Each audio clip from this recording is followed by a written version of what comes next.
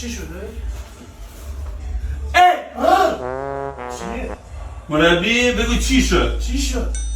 فول بادی من تموم شد. آها ثبت نام دی هفته گذشت. یعنی یک هفته تمام دستگاه ها رو من زدم. همه مبتدی ها همه چی رو بلدم. همه مبتدی ها الان وقتی چیه؟ برنامه ای که بری واسه یه پله بالاتر. این که من تو پیجم می‌نویسم کوچینگ. چی؟ آنلاین کوچینگ. کوچینگ؟ من دیگه چیزی از شرایط مربیگری نمیدونم که بلد نباشم. لطستیم کش پشت رو که میزنم و خروسلاری رو که بلدم و حالتر از نشر جانب که زدم و پرونی کس میخواد مگه داداش؟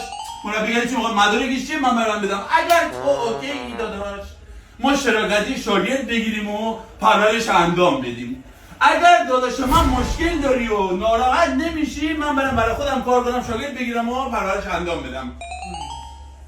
بیرون چرا؟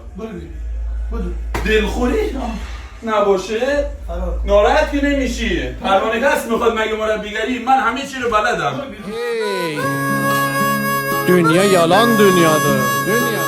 Asker. Dünya vel.